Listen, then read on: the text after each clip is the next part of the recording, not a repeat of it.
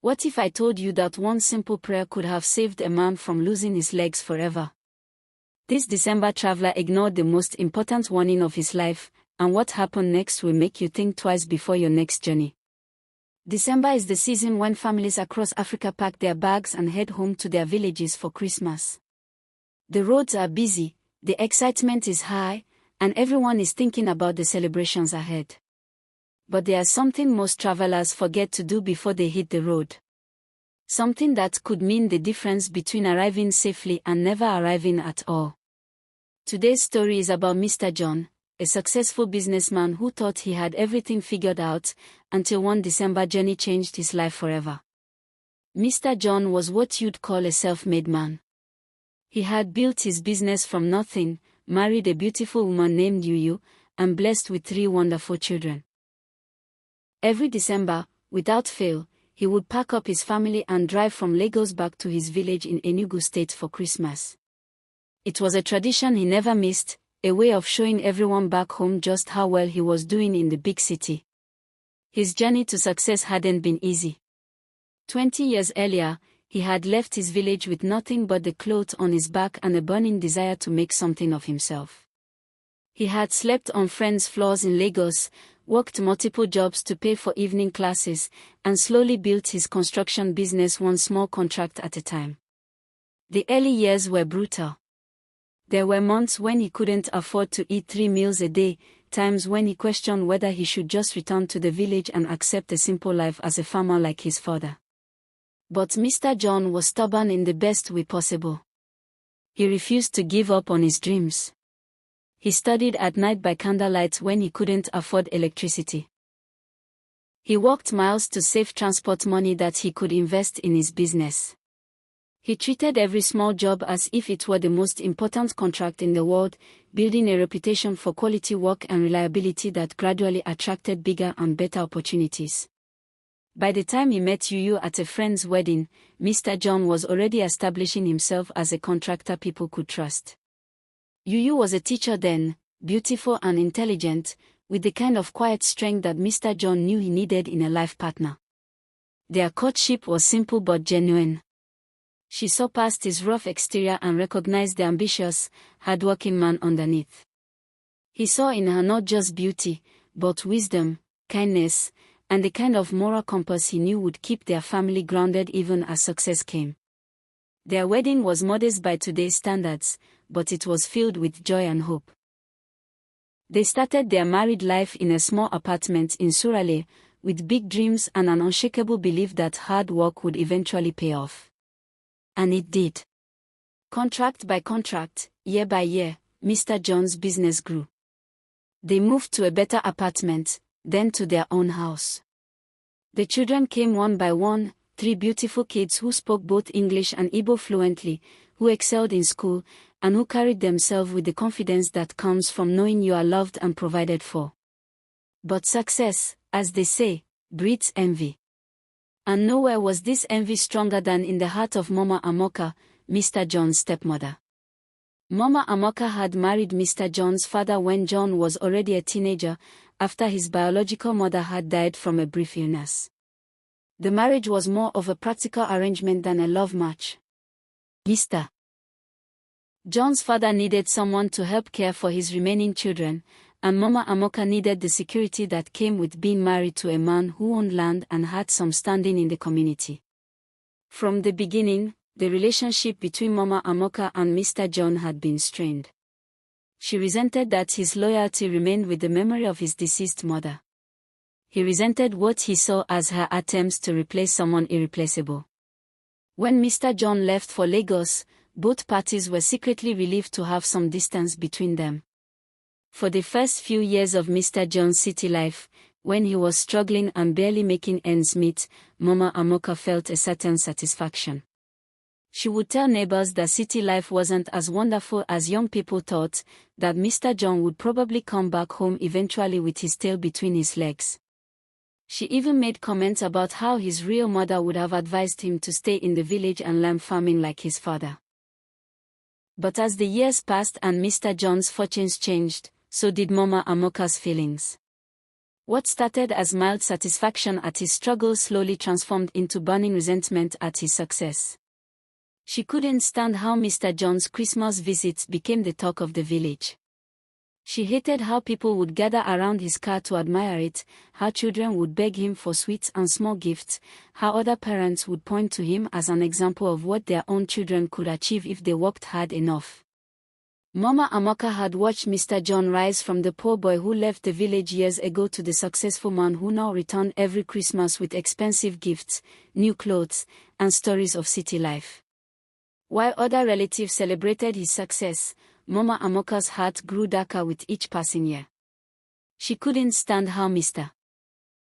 John's children spoke English so well, how his wife Yu carried herself with such grace, how their car was always the newest one parked in the village square during Christmas. It ate at her day and night. She would sit on her veranda, watching other families struggle while Mr. John's family seemed to have everything handed to them on a silver platter. The worst part for Mama Amoka was how generous Mr. John had become. Every Christmas, he would give money to the extended family, contribute to community projects, and even help pay school fees for some of the village children. His generosity only made his success more visible and, in Mama Amoka's twisted thinking, more insulting. She began to convince herself that Mr. John was showing off, that his generosity was really just another way of rubbing his success in everyone's faces.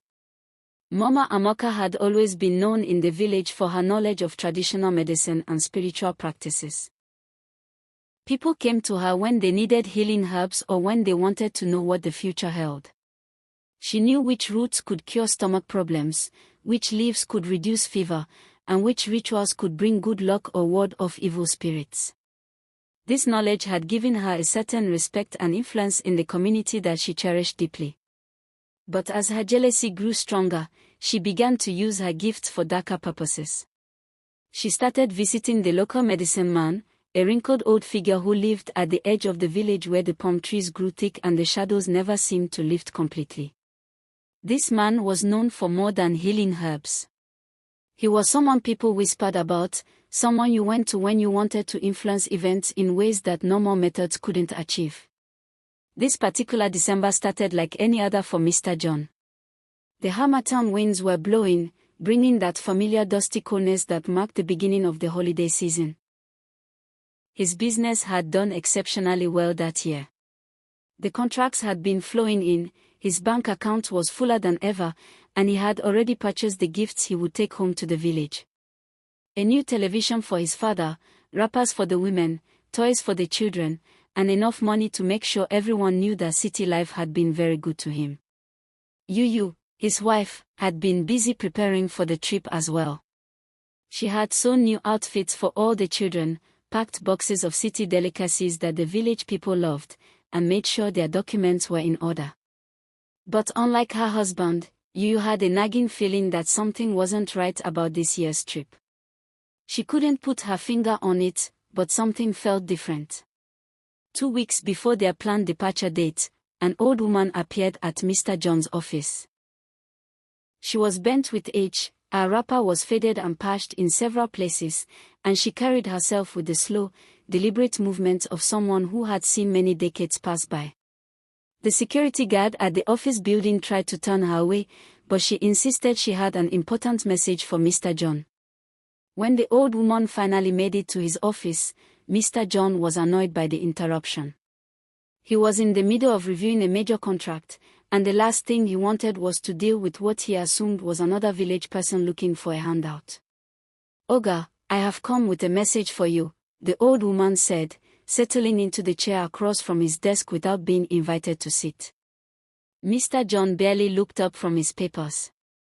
"If you need money, I don't give handouts during working hours.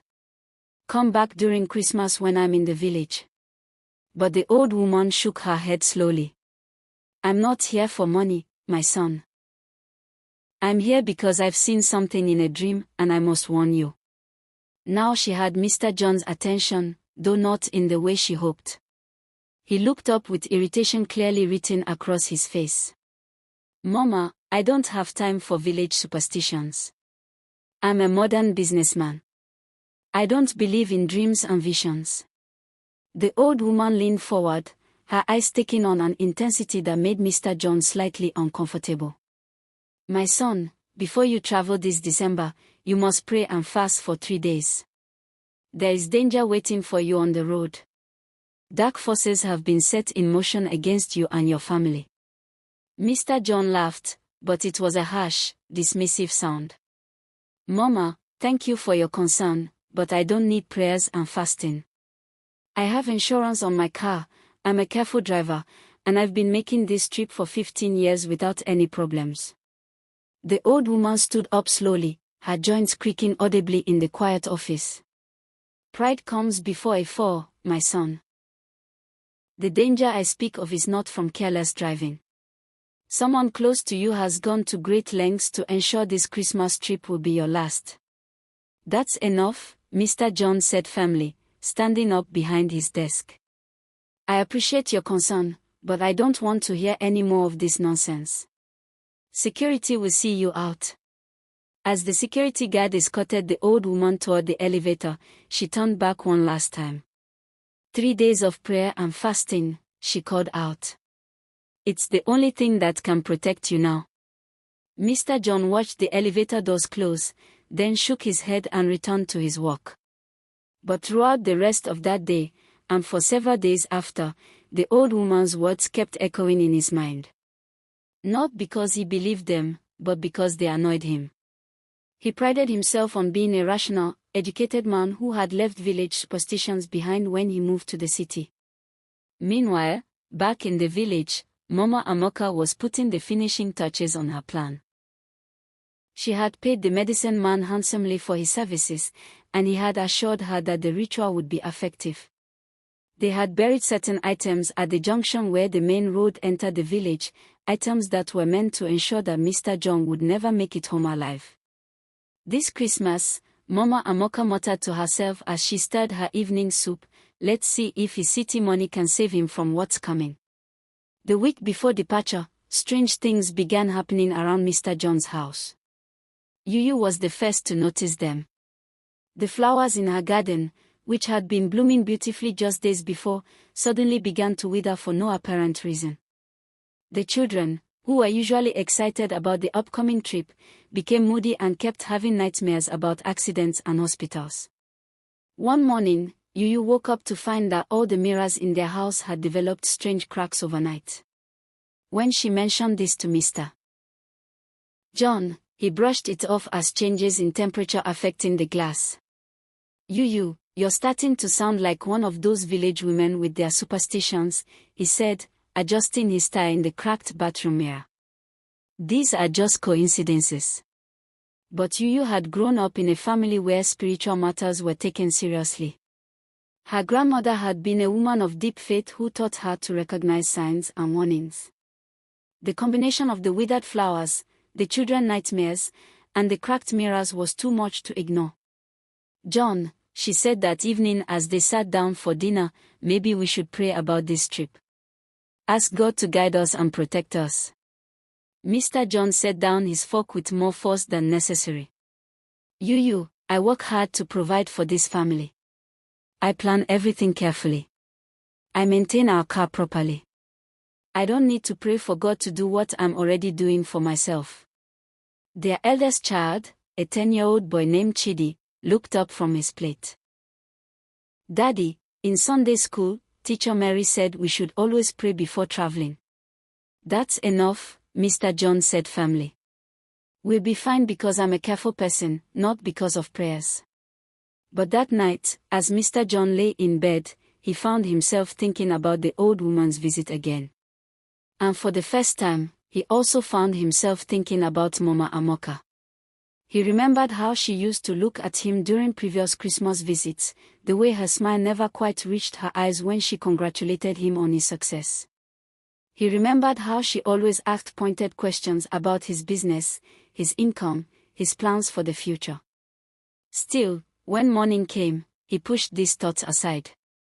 He was a modern man, and modern men didn't let themselves be influenced by superstitions and paranoid thoughts.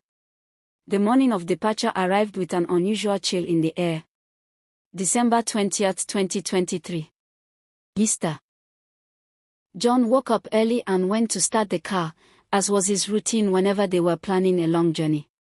He wanted to make sure everything was working properly before loading up the family and their luggage. But when he turned the key in the ignition, nothing happened.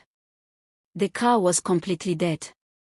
He tried again, pumping the gas pedal and turning the key with more force. Still nothing. Not even the sound of the engine trying to turn over. Mr. John got out and popped the hood. He wasn't a mechanic, but he knew enough about cars to check the obvious things. The battery terminals were clean and tight. The oil level was fine. Everything looked exactly as it should. He called his mechanic, but it was a Saturday morning, and the man was in his village preparing for his own Christmas travels. "Oga, I can't come today. But try jumping the battery. Maybe get another car to help you start it." Mr. John called his neighbor, who brought his car over to help with jumper cables. But even with a good battery connected, Mr. John's car refused to start. It was as if some invisible hand was preventing the engine from turning over. By this time, Yuyu and the children had come outside to see what was happening. The children were disappointed, having been excited about the journey, but Yuyu had a strange look of relief on her face. "John," she said quietly, pulling him aside, "maybe this is a sign. Maybe we shouldn't travel today." Mr. John's jaw tightened. He had been planning this trip for months. The hotel reservations in the village were already paid for. His father was expecting them. All the gifts were wrapped and ready to go. "No," he said firmly. "A broken car is not a sign from God. It's just bad timing. We'll take the bus." Yuyu's heart sank. She knew that when her husband made up his mind about something, it was nearly impossible to change it. The bus. "John, with all our luggage and the children. Are you sure that's safe?" "Yuyu, people travel by bus every day. It's perfectly safe. We just need to make sure we get seats on a good bus with a reliable driver." An hour later, they were at the bus station. The place was crowded with Christmas travelers, families with large bags and boxes, elderly people heading home to spend the holidays with their children, young people excited about seeing friends they hadn't seen all year. Mr. John found a bus that looked decent. The driver seemed experienced, the bus appeared to be in good condition, and there were still seats available. As they loaded their luggage and settled into their seats, Yu quietly bowed her head and began to pray. She prayed for their safety, for protection during the journey, for God's angels to surround their bus and guide them safely to their destination. The children, following their mother's example, also bowed their heads and whispered their own prayers. "Easter." John noticed what they were doing and shook his head slightly, but he didn't say anything. If it made them feel better, he supposed there was no harm in it. The bus pulled out of the station at exactly 2 p.m. The first few hours of the journey passed without incident. The children played games, Yu dozed in her seat, and Mr. John reviewed some business documents he had brought along. The driver seemed competent, and the bus was moving along at a steady, reasonable speed. But as they approached the halfway point of their journey, somewhere along the Lagos-Benin Expressway, something went wrong.